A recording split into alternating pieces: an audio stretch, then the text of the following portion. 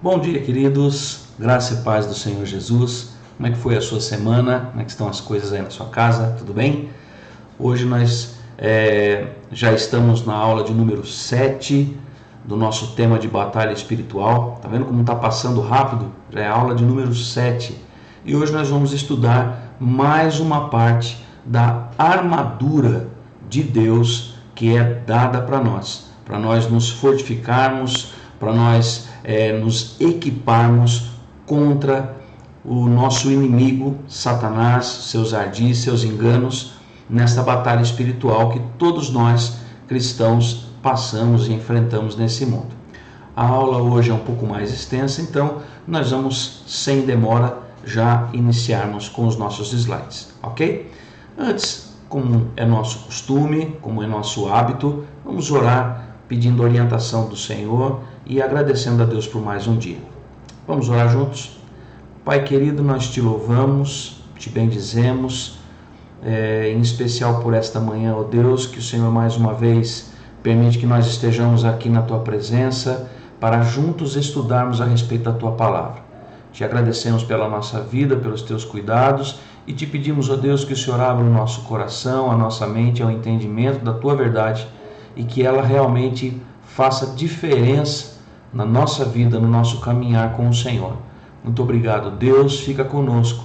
É o que nós te pedimos em nome de Jesus. Amém. Nosso tema, batalha espiritual. Hoje nós vamos ver mais uma parte da armadura, esse comparativo, da armadura do soldado romano, que Paulo faz lá em Efésios capítulo 6, com a armadura de Deus, a armadura que Deus coloca à nossa disposição. Como era essa armadura e o que nós vamos aprender com cada pedaço, com cada parte dela, ok? Hoje nós vamos falar a respeito do verso de número 15. O verso de número 15 lá de Efésios 6 diz assim: tendo os pés calçados com a prontidão do evangelho da paz. Há uma palavra grega ali, de um princípio desse calçado que chama-se caliga, vem do grego e ele quer dizer meia bota, ou um calçado feito de couro. Alguns dizem sandálias, mas o que nós sabemos é que esse calçado especial era bem forte, ele protegia muito os pés do soldado, porque eles marchavam, eles batalhavam em campos com um solo muito irregular, cheio de pedras, enfim, era algo que protegia muito os seus pés. Então, no exemplo aqui nós vemos, no nosso quadro, que ela era feita de couro e deixava os dedos dos pés livres, tinha solas pesadamente cravejadas e era fixa nos calcanhares e nas canelas com tiras de couro, mais ou menos como se fosse umas tiras ornamentais, prendessem na sua canela para não sair do pé em meio à batalha, em meio à marcha, à movimentação que eles poderiam exercer,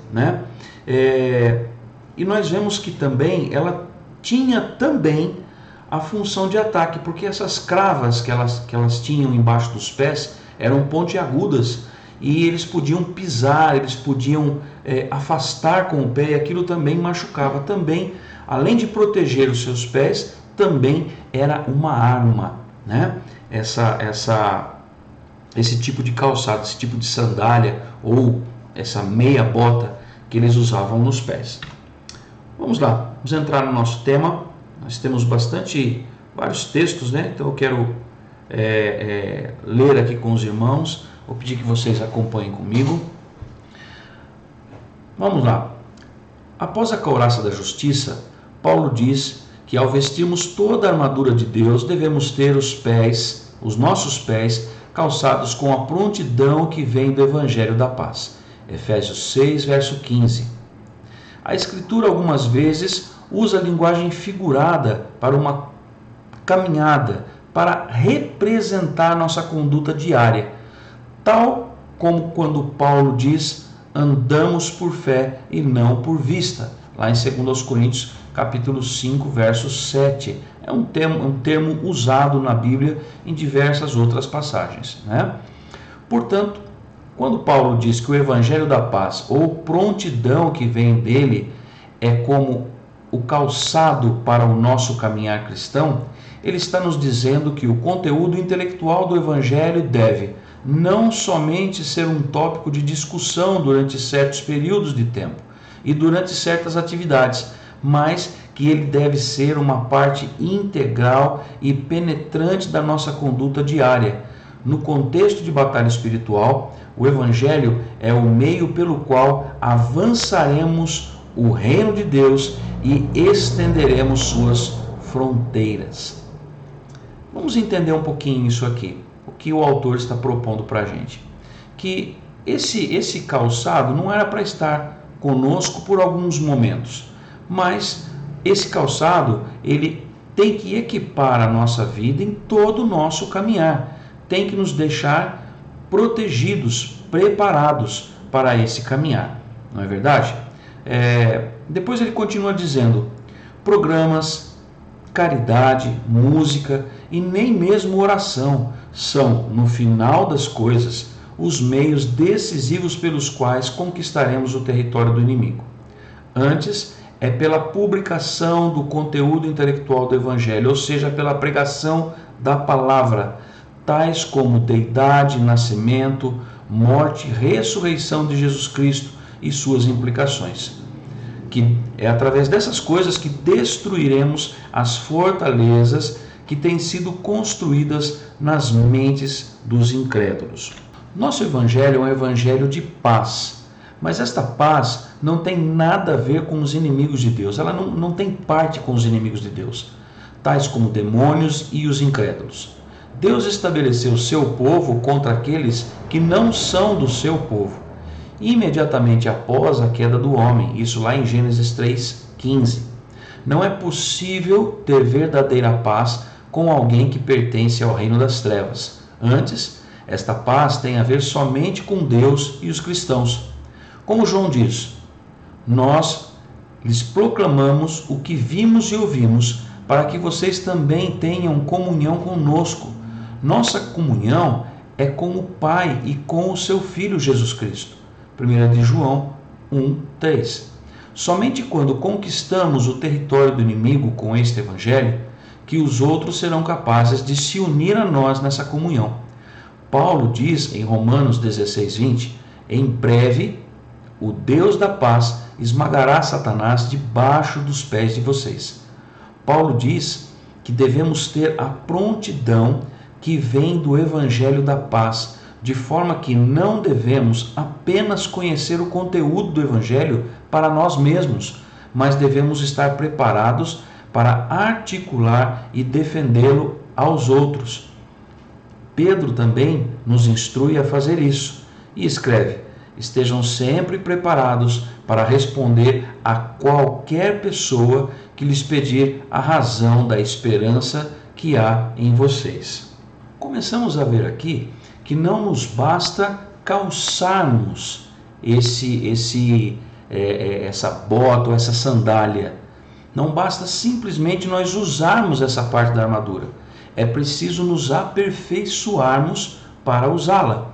Quando o texto nos diz que nós devemos estar preparados, quer dizer que nós temos que buscar essa preparação. Então não basta simplesmente usar esse artifício, esse recurso da armadura, mas nós temos que nos prepararmos para defendermos a nossa fé, nós devemos estar prontos a termos a resposta certa para aqueles que nos questionam. Vamos ver isso um pouquinho mais adiante?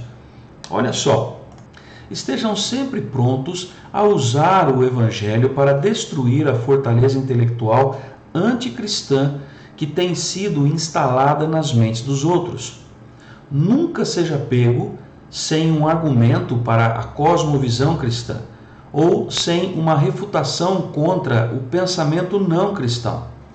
Você deve estar preparado para responder a qualquer pessoa que lhe fizer perguntas sobre a fé cristã.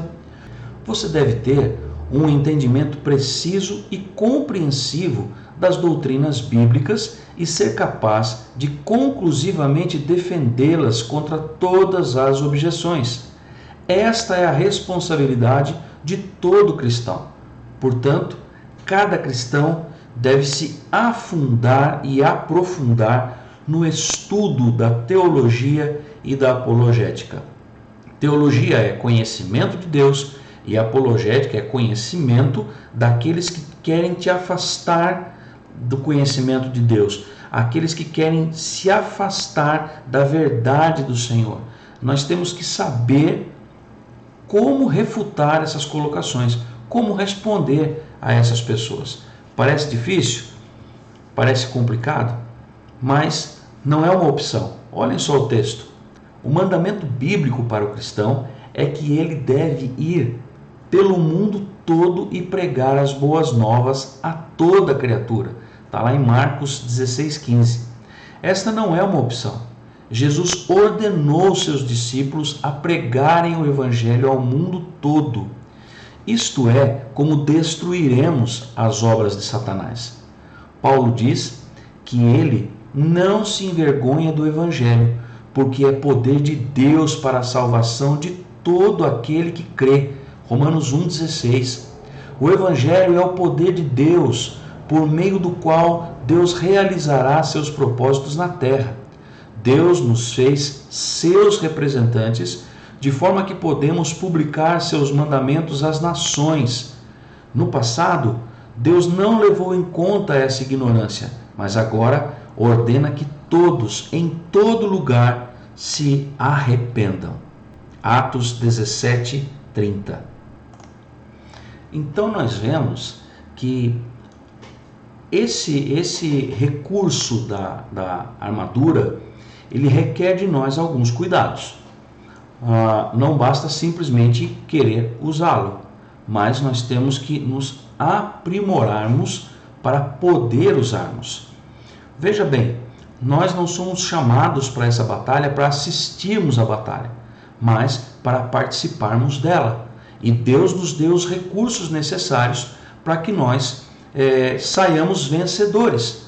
Mas alguns desses recursos requerem de nós cuidado especial, treinamento, requer de nós conhecimento, dedicação.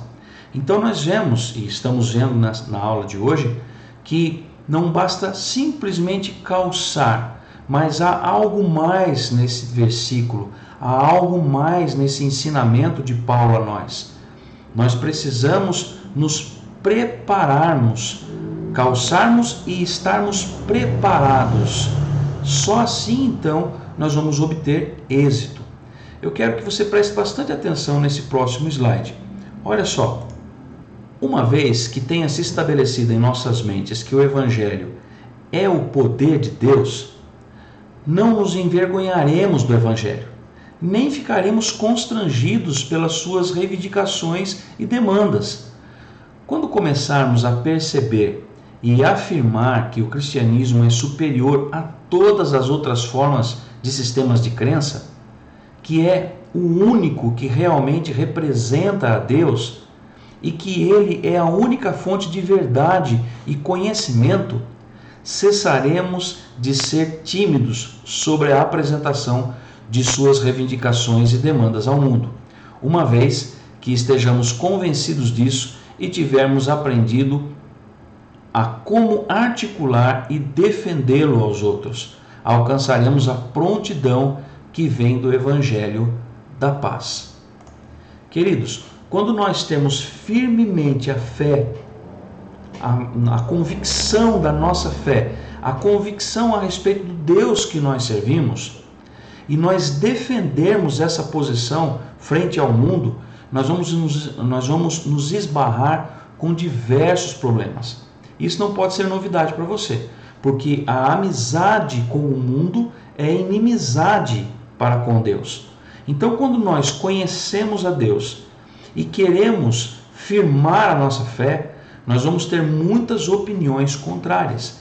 E isso, então, vai fazer com que nós tenhamos alguns embates e nós temos que estar preparados para defender e para refutar aqueles que nos questionam. É muito importante isso. Vamos um pouquinho adiante? Olha só. O Evangelho é deveras boas novas aos eleitos de Deus e traz o crente a um lugar de paz com Deus e com o seu povo. Ele é a fragrância de vida para aqueles que o aceitam, mas assim como é uma arma contra o inimigo, ele carrega o cheiro de morte para aqueles que rejeitam as suas reivindicações e demandas, segundo aos Coríntios, capítulo 2, verso 16. Assim, aquele que prega o Evangelho traz o poder de Deus para chamar e salvar aqueles a quem Deus escolheu para crer. E ao mesmo tempo traz destruição e condenação àqueles a quem Deus designou como reprobos. Aquele que prega o Evangelho é um mensageiro de Deus, liderando o seu povo para salvar e destruir, para justificar e para condenar. Olha que forte essa afirmação. Você sabia que todo evangelismo, toda divulgação, toda pregação da palavra, ela é bem sucedida? Porque a palavra de Deus diz a respeito dela mesma que ela não volta para o Senhor vazia. Ela cumpre o propósito pelo qual ela é enviada. Então, para aqueles que são de Deus, a palavra de Deus é poder de Deus e traz salvação. Para aqueles que não são do Senhor, a palavra de Deus traz condenação. O Evangelho traz condenação, porque as pessoas se tornam indesculpáveis na presença do Senhor quando lhes é anunciado quem é Deus, o poder que tem, a grandiosidade que o Senhor tem, a santidade do Senhor, e as pessoas o rejeitam. Então essa palavra ela serve para salvação, para os eleitos de Deus, e também serve para condenação para aqueles que não são do Senhor. Você já teve essa experiência de ter a sua fé questionada, de ter a sua crença no Senhor questionada, indagada? Você já teve essa experiência? Vamos dar aquele tempinho agora e nós vamos conversar aqui no grupo. Se você teve alguma experiência assim, comenta lá no grupo para nós debatermos um pouquinho. E daqui a pouco a gente volta com o segundo bloco, ok? Vamos lá então.